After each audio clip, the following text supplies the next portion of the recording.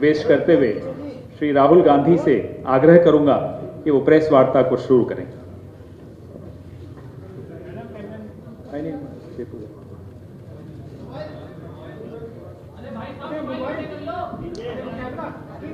आप सेटल हो जाइए, बस 2 मिनट में शुरू करें।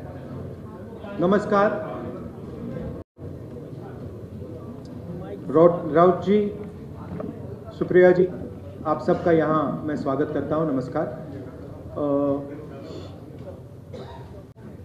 We represent on this table the entire opposition that fought the last election in Maharashtra, and we want to bring to the notice of the people of India some information that we have found about the Maharashtra election. We've studied in detail the voter lists, the voting patterns, and we've had a team who is working on this now for some time. And there are many irregularities that we have found. I want to place on the table a few things that I think it is important for the country, especially the young people who defend democracy, believe in democracy, to see and understand. So I'd like to start, well, that's Ambedkar ji, who helped build the constitution of our country, and he says the electoral roll is a most fundamental thing in a democracy. It was of the utmost importance that elections should be freed from any kind of interference. The election machinery should be outside the control of the executive government. Now, this is really the question here. I'd like to give a little bit of a background. Election commissioners were chosen by a committee which included the Chief Justice, Leader of Opposition, Prime Minister. That was changed. It was changed by the government, by the Prime Minister. The Chief Justice was removed from that committee, and a BJP person was added to that committee. That's the first step. Second step, immediately before the Lok Sabha elections, Election Commissioner was removed. 2 new election commissioners were put in place. But this press conference is specifically about Maharashtra, and I'd like to give you some details about what we have found about the Maharashtra election. And these are, of course, some questions to the Election Commission. Question number 1. In 5 years, between Vidhan Sabha 2019 and Lok Sabha 2024, 32 lakh voters were added on the electoral rolls of Maharashtra. However, in a period of 5 months between Lok Sabha 2024, which these parties won, and Vidhan Sabha 2024, 39 lakh new voters were added in Maharashtra. Now the question is, why are more voters being added in 5 months after the Lok Sabha election than are being added in 5 years prior? Who are these 39 lakh people? To give an idea of what happened here, that is the equivalent of an Indian state. The state of Himachal Pradesh has an equivalent number of voters. That the voting population of Himachal Pradesh was added to the voting list of Maharashtra after Lok Sabha elections. Second point, very interesting point. Why were there more registered voters in Maharashtra than the entire voting population of Maharashtra? According to the government, the population of Maharashtra is 9.54 crores. According to the Election Commission, there are more voters in Maharashtra than there are people in Maharashtra. Now, this is an obvious anomaly, right? Somehow, voters have suddenly been created in Maharashtra. The government itself is saying our population is 9.54 crores, and the Election Commission has more voters than people in Maharashtra. The second question. And the third question, which is an example of many, many places, one of many, many places which we have found. The thing to understand is the number of voters who voted for these three parties has not reduced within Lok Sabha and Vidhan Sabha. We have got the same amount of votes. And here is an example. So the Congress vote in Lok Sabha 2024 is 1.36 lakh votes. In Vidhan Sabha, we get 1.34 lakhs, very close. 35,000 new voters are added. And BJP in Lok Sabha gets 1.9 lakh votes. And then in Vidhan Sabha, they get 1.75 lakh votes. And most of those voters that provided the BJP with their victory come from those 35,000 new voters who have been added. And this is not the case in only one constituency. It is the case in multiple constituencies. It is the case in Shiv Sena constituencies, Congress constituencies, NCP constituencies. Now, these are fundamental questions. And we have been saying to the Election Commission that we are finding anomalies. We need the voter list, names, addresses of the voters of Maharashtra. We need, yes, with photographs. We need the voter list of the Lok Sabha election. We need the voter list of the Vidhan Sabha election. Because we want to understand exactly who these new additional voters are. There is another factor in this, which we have also found, which we want to understand. There are many, many, many voters that have been deleted. Voters who are in one booth who have been transferred to another booth. Most of these voters come from Dalit communities, tribal communities, minority communities. Right? So we want to understand this. And we have made repeated requests to the Election Commission. They have not answered us. The leader of the opposition has said this in Parliament House. The Election Commission has not responded. Now, the only reason they would not respond is that there is something wrong with what they have done. I'm not making any accusations. I am presenting data here clearly. And I'm asking the Election Commission again. The three major opposition parties of Maharashtra are asking you for the voter list of Lok Sabha and the voter list of Vidhan Sabha elections. It is your duty to provide transparency in the election. It is not our responsibility to provide transparency in the election. So it is important that now, after repeated requests from the entire opposition here, that the Election Commission hands over the voter list so we can take our investigation to its logical conclusion. I'd like to just say this in Hindi as well.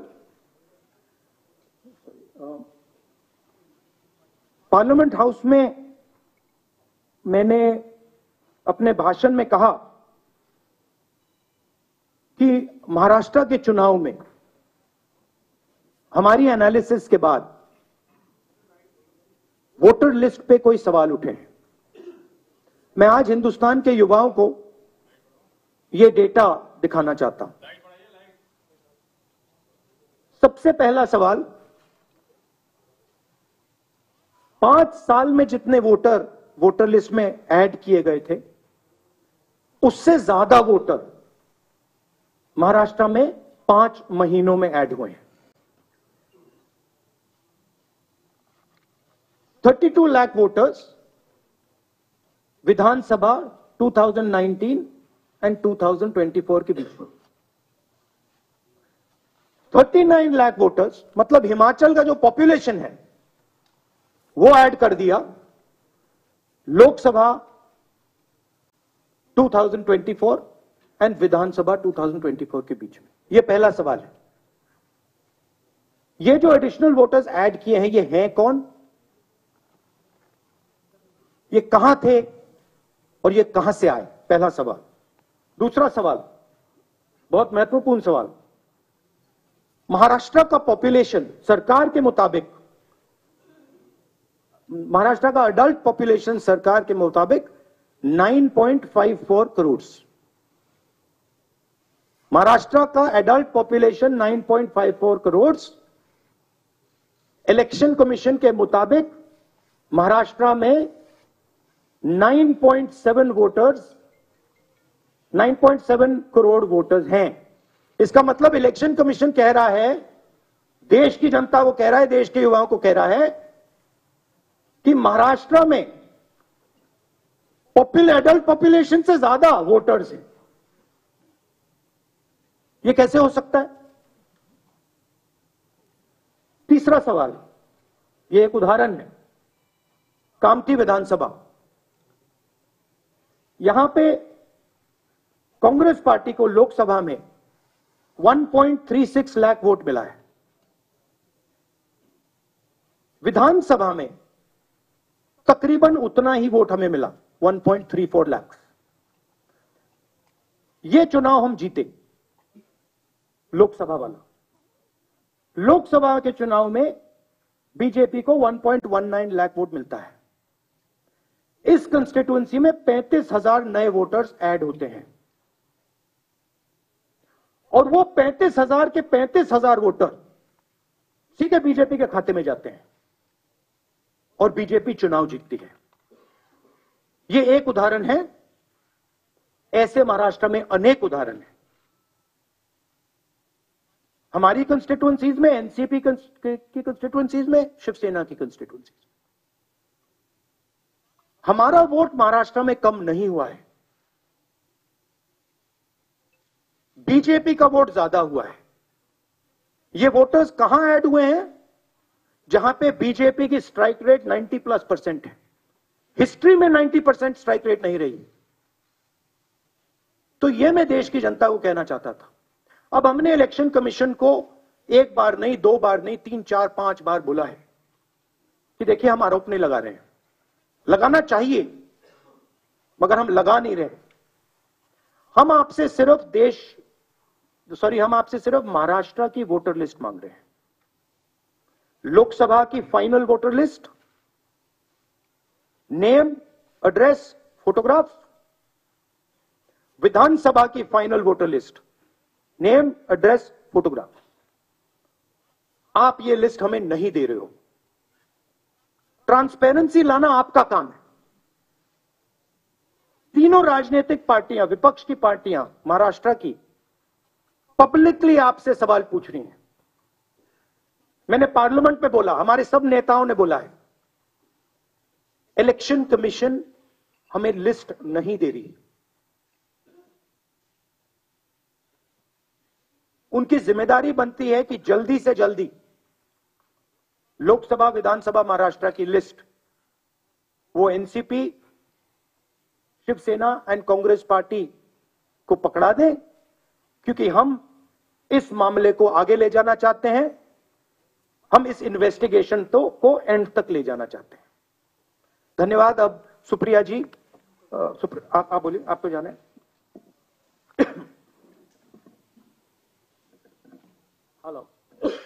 Hello,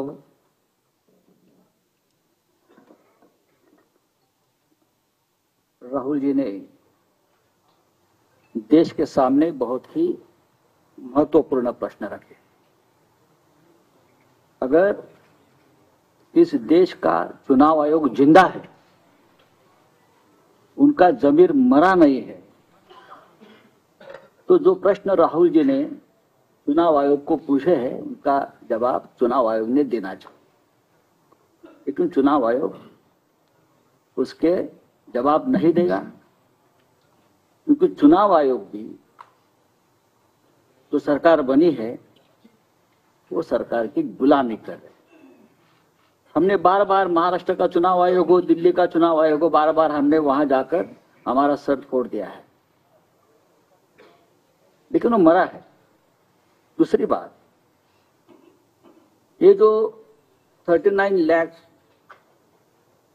vote कहां से आए और कहां जाएंगे? अब ये 39 lakh vote Bihar में जाएंगे। अब वो फ्लोटिंग वोट्स है, वही नाम रहेंगे, वही आधार कार्ड रहेगा, सब कुछ यही है। वो वोटर घूमते रहते, थोड़े दिल्ली में आए हैं, महाराष्ट्र पैटर्न वहां भी हमने देखा, कल हम दिन भर थे, 2 दिन यहाँ। अब ये 39 लाख वोट जाएंगे बिहार में, फिर बिहार से जाएंगे यूपी में। ये एक नया पैटर्न यहाँ बन गया है और यही पैटर्न से ये लोग चुनाव लड़ते भी है और जीतते भी है। इसलिए आज जो सवाल हमने राहुल जी के नेतृत्व में खड़े किया है, देश के लिए बहुत गंभीर है। अगर इस देश में डेमोक्रेसी हमको जिंदा रखनी है, पार्लियामेंट, विधानसभाएं हमको सचमुच जिंदा रखनी है, तो ये सवाल का जवाब सिर्फ हम नहीं पूछेंगे, मीडिया ने पूछना चाहिए, लोगों में जागरूकता आनी चाहिए। हम तो लड़ने वाले लोग, हम लड़ेंगे ही, लेकिन महाराष्ट्र की जो बात है, वो कैसे जीते और हम कैसे हारे, हमको हराया गया किस प्रकार से, ये मुद्दा राहुल जी ने देश के सामने लाया है। मैं बार बार चुनाव आयोग से अपील करूंगा कि आप उठिए, कफन निकालिए, आपके ऊपर जो कफन डाल दिया है सरकार ने, उठाकर आप ये सवालों का जवाब दीजिए। Thank you.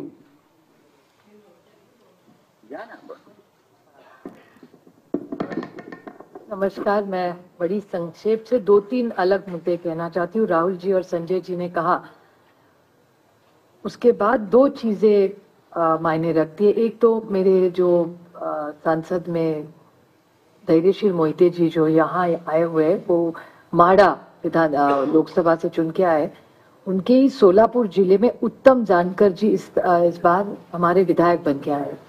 उत्तम जानकर जी सोलापुर डिस्ट्रिक्ट से चुन के आए। उनका कहना है कि उनको वोटिंग जो हुआ है मरकटवाड़ी, आप सब ने बहुत उस पर टीवी पे भी कवरेज दिया था, उसमें उनका मानना है कि वो चुन के आए हैं, लेकिन उनको जो वोट पड़नी चाहिए वो नहीं मिले हैं, तो वो फिर से जीते हैं, फिर भी री इलेक्शन चाहते हैं और कह रहे हैं कि बैलेट पे लिया जाए। उन्होंने उनके गांव में, उन्हें पूरे निर्वाचन क्षेत्र में सब मान भी गए, लेकिन वहां पुलिस भेजी गई और पूरा प्रोसीजर रुकवाया गया। तो वो इतना हमारी सब मांग है वहां की, उत्तम जानकर जी और धैर्यशील मोहिते जी उनके एरिया में, कि बैलेट पे फिर से वोटिंग लाया जाए, मशीनें बंद की जाए। कि बहुत सारी ऐसी चीजें हैं, जब राज ठाकरे जी भी बोले हैं कि उनका जो एक कैंडिडेट था उसको खुद का भी वोट नहीं मिला है, ऐसा हो चुका है। ये सब डेटा आपके सबके सामने है। और दूसरी बड़ी बात, मैं इलेक्शन कमीशन वैसे तो बड़ी महत्वपूर्ण जगह है, लेकिन मैं बड़ी विनम्रता से कहना चाहती हूँ, हम और सेना बहुत वहां लड़े। जिस तरह से हमारी पार्टी तोड़ी गई, जिस तरह से हमारे विधायक, हमारे एमपी, सांसद तोड़ा गया, पार्टी तोड़ी गई, हमारी लड़ाई आज भी शिवसेना की और एनसीपी की आज भी सुप्रीम कोर्ट में चल रही है। लेकिन और एक छोटी चीज उन्होंने की कि हमें जो सिंबल दिया गया और दूसरा सिंबल तुतारी वाजवणारा माणूस और तुतारी मराठी में, वो एक ही शब्द तुतारी तुतारी उन्होंने किया। और इसी सरकार के एक बड़े मंत्री है आज सरकार में, उन्होंने कहा था, जो आप सब ने मराठी चैनल्स ने दिखाया था, कि सातारा की सीट एनसीपी हार गई क्योंकि ये ट्रम्पेट और तुतारी थी, नहीं तो बीजेपी का वो सांसद हार जाता। ये सिर्फ मैं नहीं कह रही हूँ, इस सरकार के एक बड़े नेता कह रहे, जो मराठी चैनलों ने दिखाया आज सरकार में है महाराष्ट्र में। और हम सब ने जब विधानसभा में मांग की कि आप तुतारी हटा दीजिए, बड़ा कंफ्यूजन हो रहा है, हमारी 11 सीटें ऐसी है, इस कंफ्यूजन में हम हार गए। तो हमारी विनती थी कि आप ये तुतारी हटाइए, तो बोले तुतारी हम ये सिंबल नहीं, हमने डेटा दिखाया कि कंफ्यूजन हो रहा है ये सिंबल के कंफ्यूजन में, फिर उन्होंने ट्रम्पेट नाम बता दिया, लेकिन तुतारी वो रखी वैसे, क्योंकि जब बाहर वो जाता था वो देख रहा था तुतारी वाजवणारा माणूस तुतारी, हम उस तरह उसी कारण हम सातारा की सीट हारे, और ये भी सत्ता पक्ष मान रहा है, रिकॉर्ड पे उन्होंने कहा। तो ये कैसे चलेगा? ये वोटर्स लिस्ट है, ये मल्टी फैक्टर अटैक है। ये सिंबल का इशू है, फिर पार्टियां तोड़ने का इशू है, ये वोटर्स लिस्ट का इशू है, और कभी कभी मशीन। लोग नाराज होते हैं जब हम मशीन के बारे में कहते हैं, लेकिन बहुत सारे ऐसे लोग हम सबको मिलने आते हैं। तो ये मल्टी प्रोंग अटैक हो रहा है, और अगर एक सशक्त लोकतंत्र रखना हो तो फेयर इलेक्शन तो होना ही है। हारने का कोई दुख नहीं है, जीते हारे जनता तय करती है।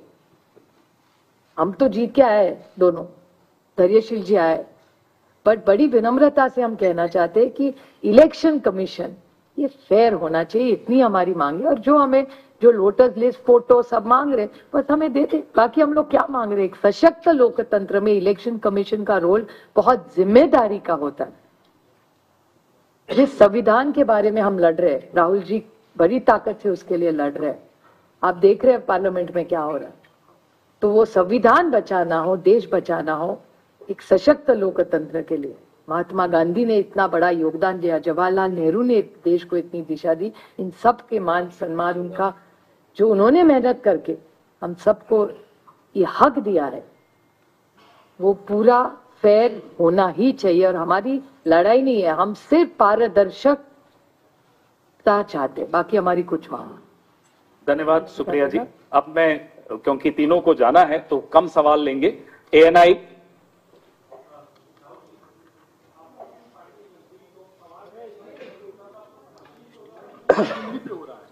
अब तो सवाल पूरी मशीनरी पे हो रहा है, इसको आगे लेके कैसे जाएंगे? क्या रास्ता बचता है आप लोगों के पास?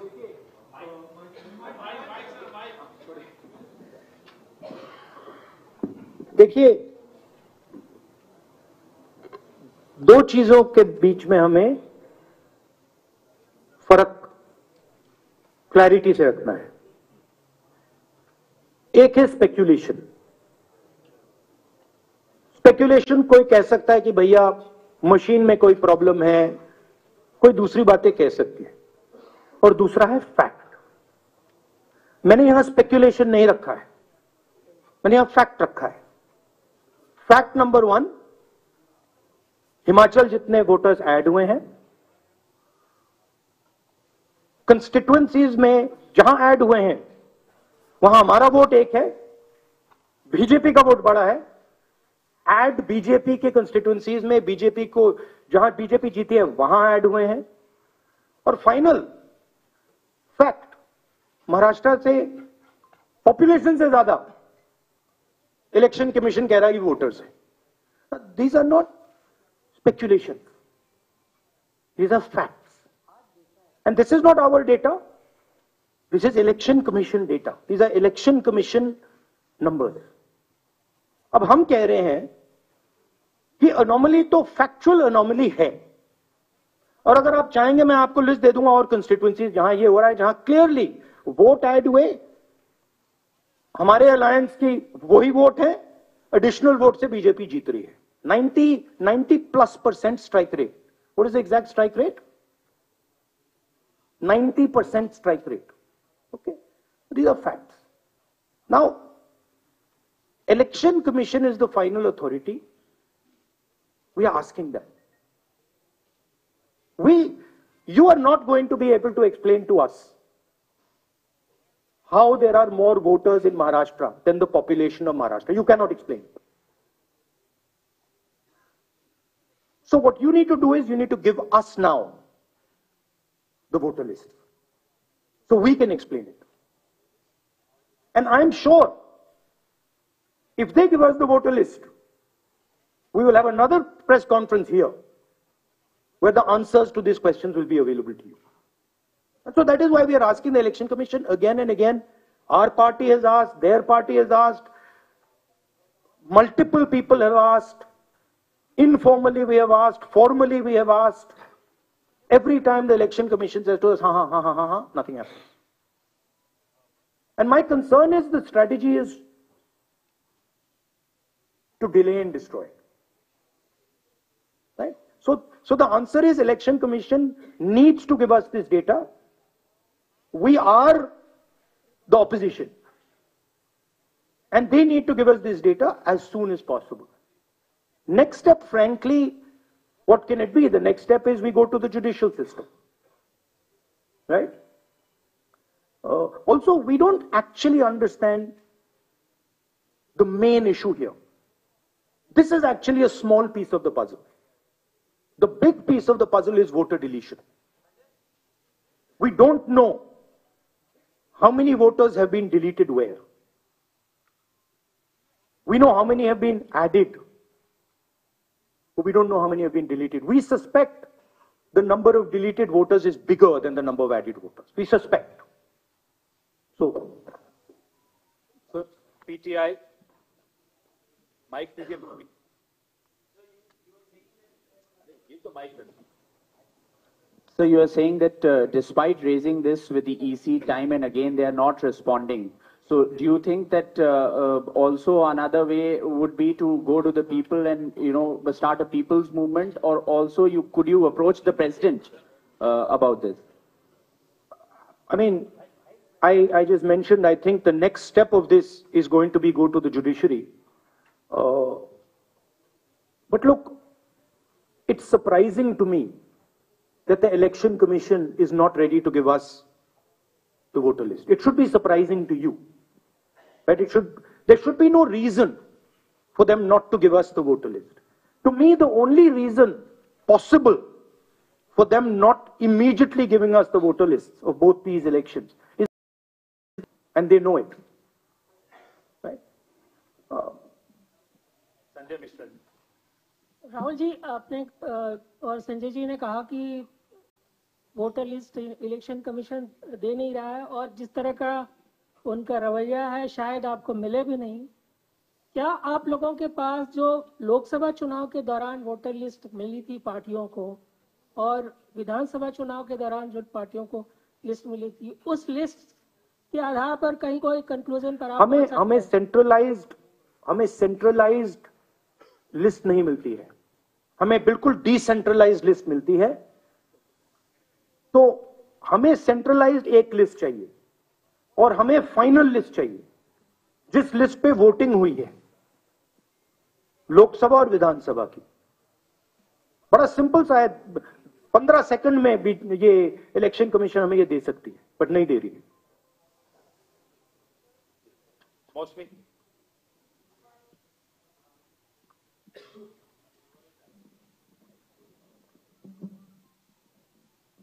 राहुल जी, ये जो आपने आंकड़े दिए थे कि लगभग 9 करोड़ 70 लाख 25,000 वोटर्स, 9 करोड़ 70 लाख वोटर्स हैं, वोटिंग पॉपुलेशन है, और जो अडल्ट पॉपुलेशन महाराष्ट्र की है वो 9 करोड़ 54 लाख है जी।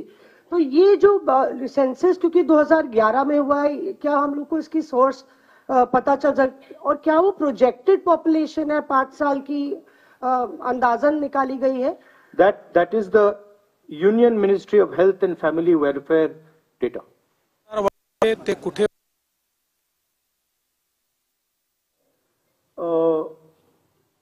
जितने वोटर्स होते हैं उतने वोट ऑलमोस्ट कभी नहीं करते हैं। नॉर्मली अगर आप किसी स्टेट में देखें तो 85%, 87% कर जाते हैं ऑफ टोटल वोटर्स। यहां पे आई थिंक 102% कर गए। नहीं, हाउ मच, कितना है ये? 102% कर गए। तो it is not only that there are more voters than actual people, it is that the voting percentage is 102%, right? The actual voting percentage of this should be 15% approximately. If you up states को aggregate करो तो it should be 15% less than 9.54. It is actually 102%, right? So really it's way beyond the population. जी, और दूसरी जिक्र आपने किया था कि सीईसी का सिलेक्शन जो हो रहा है। I think one question is enough. Let's not. नहीं, one last question, जैनेंद्र जी। राहुल जी, आप चुनाव के बाद वोटर लिस्ट मांग रहे हैं, लेकिन जैसे जो मुख्य चुनाव आयुक्त हैं उन्होंने भी जो पिछली प्रेस कॉन्फ्रेंस में कहा था कि ये तो हर साल जो मान्यता प्राप्त दल हैं उनको वोटर लिस्ट दी जाती है। चुनाव से पहले, ठीक पहले जो फाइनल रोल होता है वो भी उम्मीदवारों को और पार्टियों को दिया जाता है। तो अगर दी जाती है तो फिर हमें दे क्यों नहीं रहे? हम मांग रहे हैं, अगर दी जाती हैं, if it is the norm to give it, तो दे दो। वो तो चुनाव के पहले ही आप लोगों को दिया गया होगा क्या? नहीं, मैंने वो बोला आपको, वो डिसेंट्रलाइज तरीके से लिस्ट मिलती है। वो एक एमएलए को अगर लिस्ट निकालनी होती है तो उसे polling booth by polling booth by polling booth जाना पड़ता है।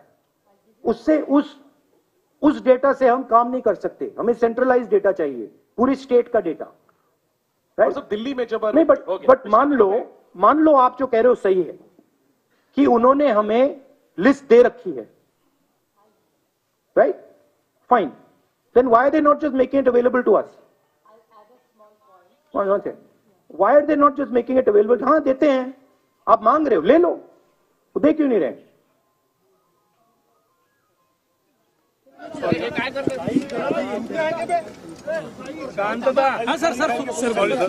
तुम्ही पहिल्यांदा एक शांतता समिट तयार करा। असं आहे, पहिले तर याचं सगळं उत्तर हे इलेक्शन कमिशनने दिलेलं आहे। किती मतदार वाढले, ते कुठे वाढले, ते कसे वाढले, इलेक्शन कमिशनने सांगितलेलं आहे।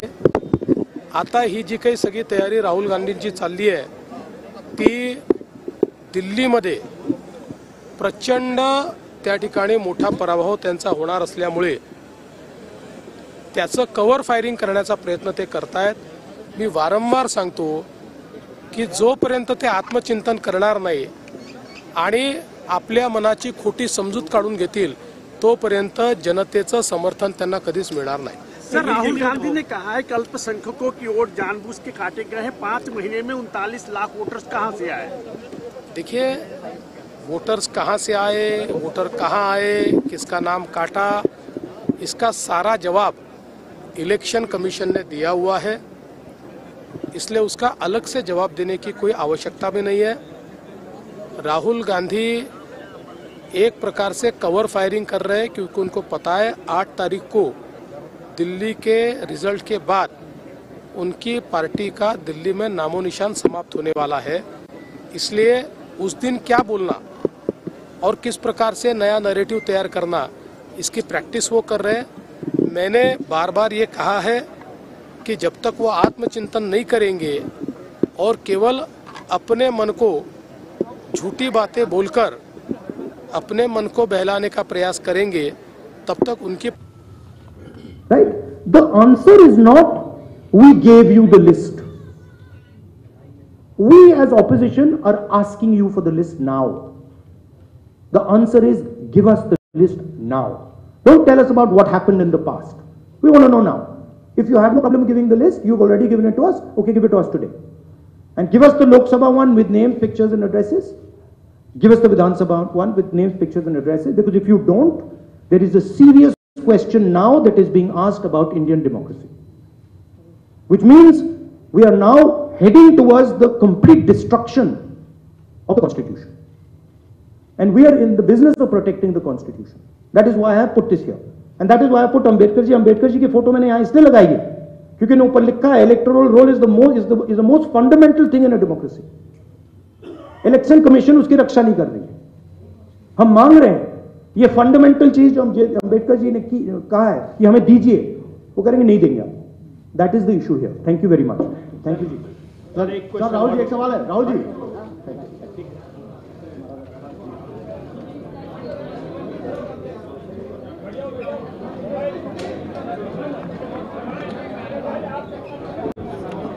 आप लोग लंच करके जाइए। लंच का आयोजन है तो कृपया लंच करके जाइए। Please have lunch before you go. करके जाइए। Thank you.